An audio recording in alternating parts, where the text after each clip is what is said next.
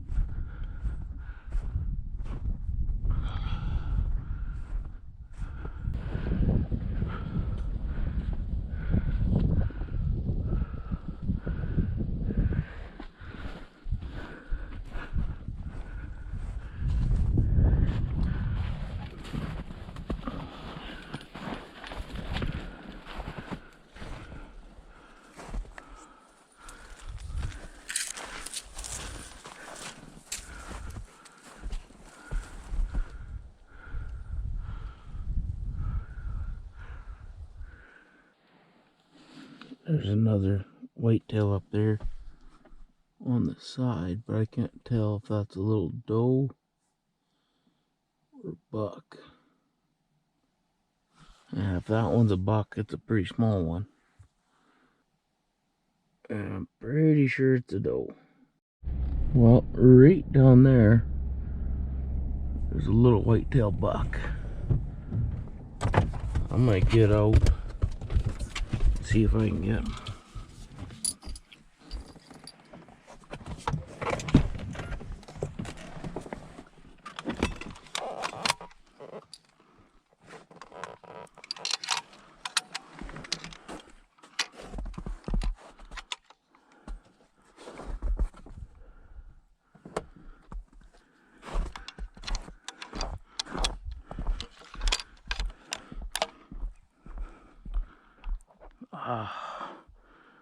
Brett.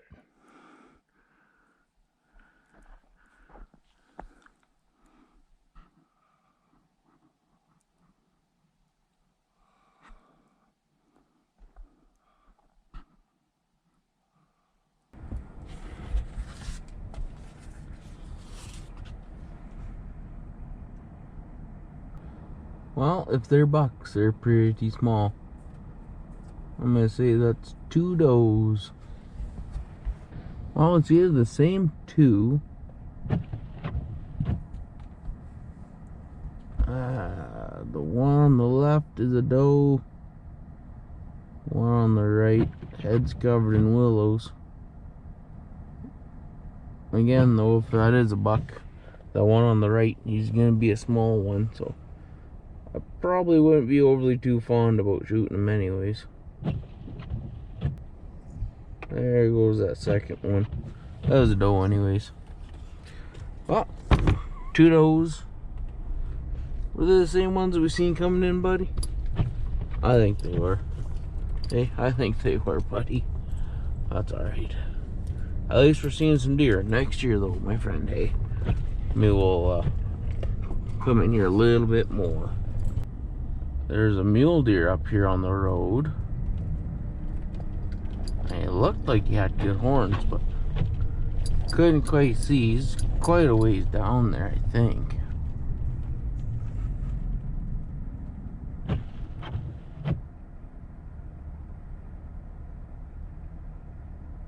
Oh, there he is. Well, I think what I'm going to do is I'm going to pull over here I'm gonna walk up there and see if he's legal or not. The mule deer, they gotta be 4-point on one side, and right now I just can't tell. Oh, he might actually walk out onto the road.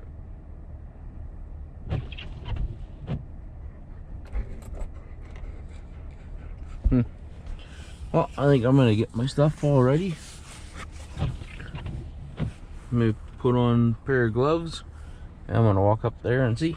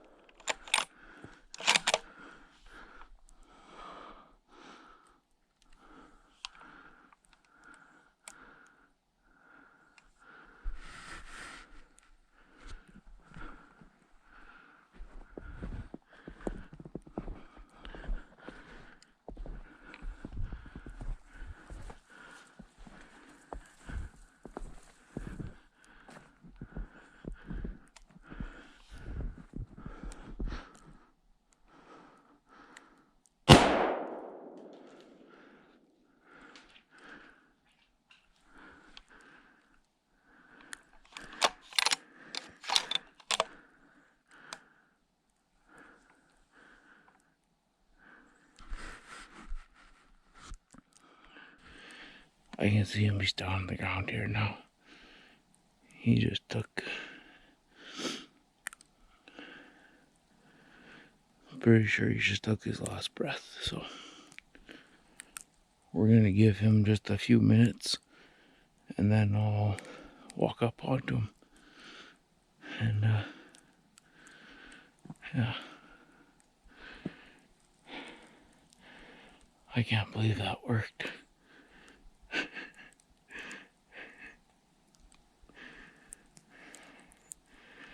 Holy cow. Alright. Well, I'm gonna give that guy a few minutes. Let him say his kind of final goodbyes, kind of a deal. You know, let him die peacefully over there. And then we'll walk up to him. We'll see.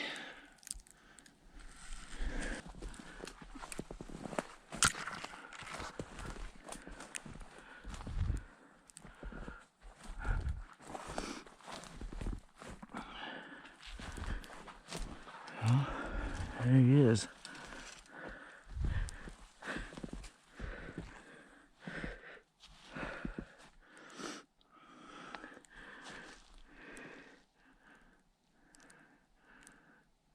Nothing will touch his eyeball.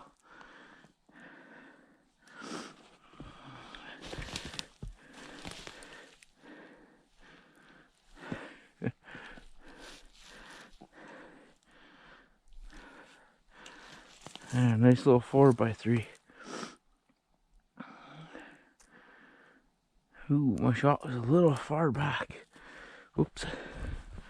But that's what happens when you're kind of walking through stuff like this. I thought I had a better shot, but I guess I didn't. Actually, that shot's not bad, considering he was quartering away from me. So there we have it. Have ourselves a real nice deer. Don't need that thing loaded.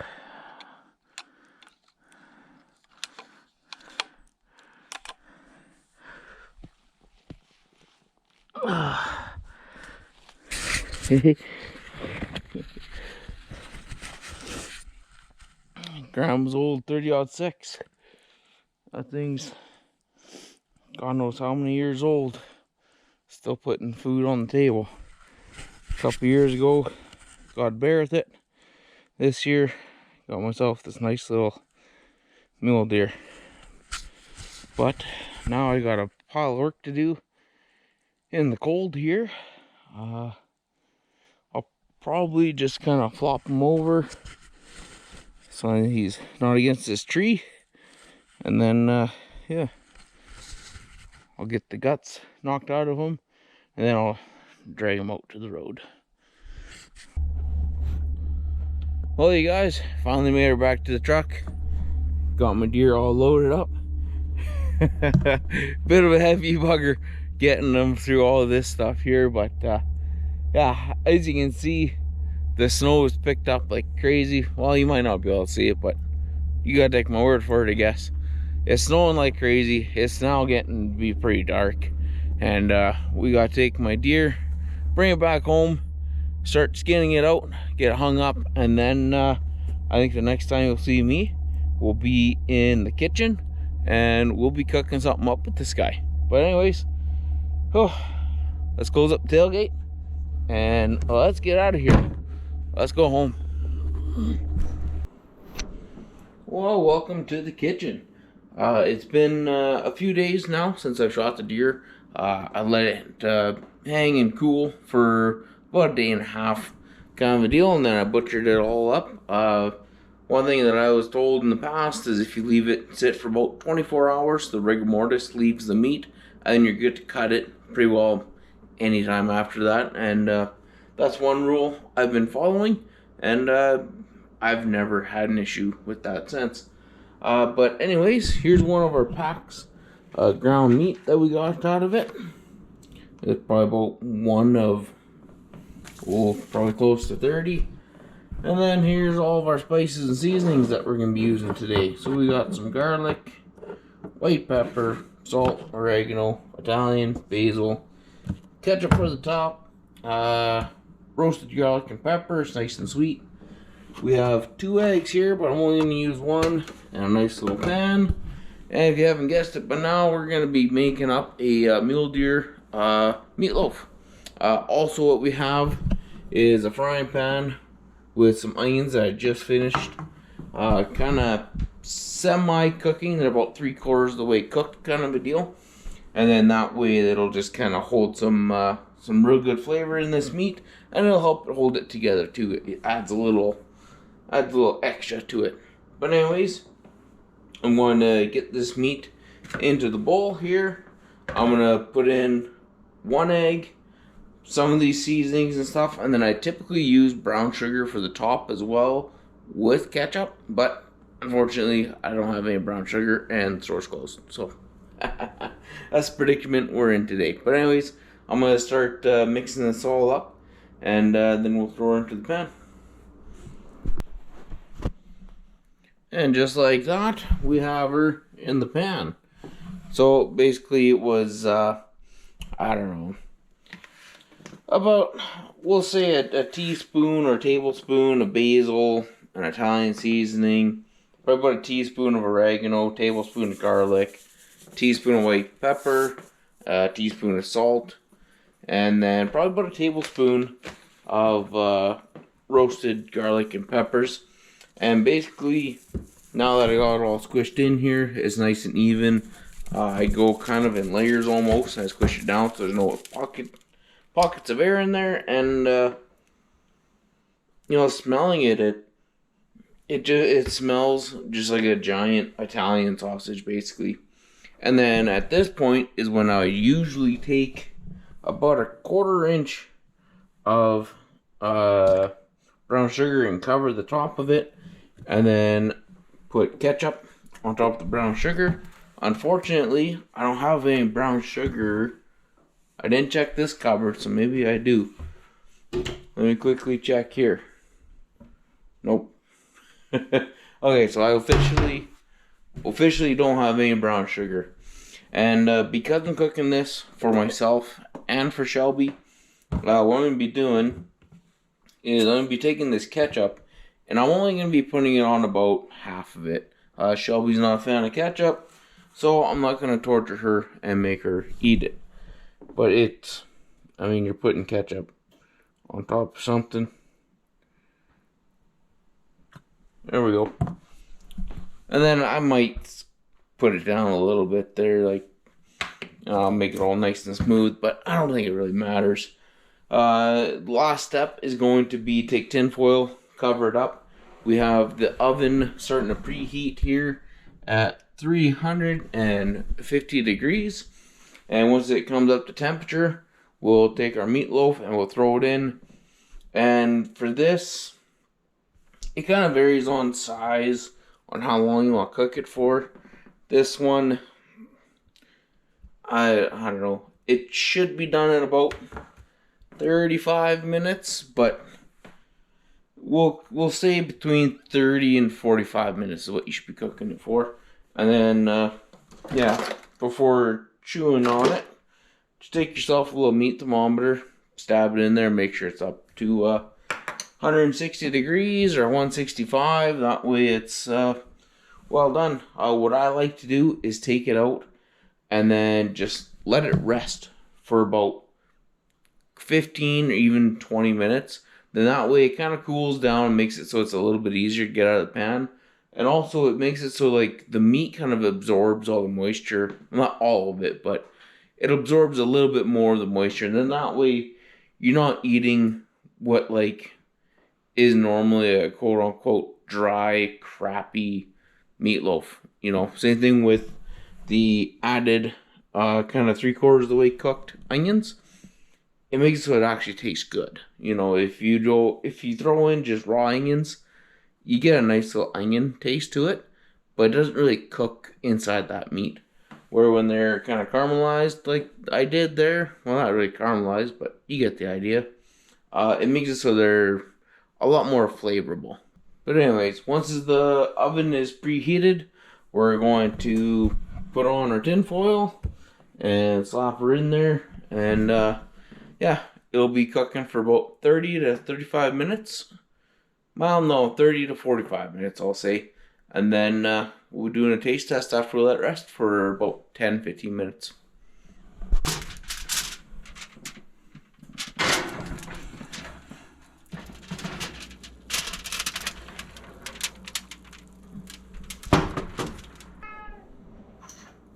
So after about 40 minutes being cooked at 350 degrees, I just pulled it out of the oven. So what I'm going to do now is pull back this aluminum foil, and I have a little meat thermometer with me, and I'm just going to stick her in there and see what temperature that it's sitting at. It's coming up a little past 160, 180. So I think we're going to be alright. So we've let this rest now for about 10 minutes. And I just pulled it out of the pan. And I put it on this sheet just to kind of get rid of some of that moisture. Because you can see there's a lot there. So this is the way I've always made meatloaf, is in a roast pan. But I know there's a lot of people out there that say just kind of form a loaf on a pan. Then it kind of crisp up the side. And I think I might try that here next time. But now what I'm going to do is I'm going to cut up a couple of slices of this and give her a bite. See how good she is. Alrighty, there you go. There she is. A couple of slices off of there. It's a little bit crumbly, but also don't add any breadcrumbs or anything like that. I put 1 egg in this, so you know it is what it is. People make their meatloaf a lot. in a lot of different ways. So we're going to give this a go. And I'm kind of bummed out that I didn't have any brown sugar. That always makes this so much better. But we're going to give this a go.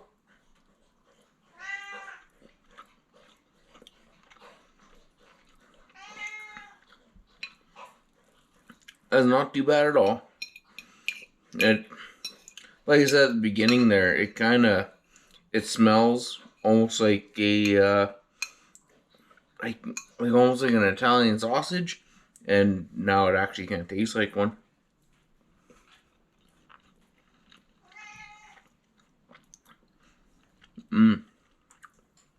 It's definitely missing that brown sugar on the top, but next time I make it, I'll add my brown sugar, and that'll make this even that much more enjoyable.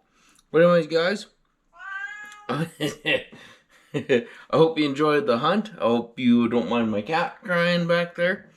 If you enjoyed this video, please hit that like button. Leave me a comment or two. Subscribe to the channel. And we'll see you on the next one.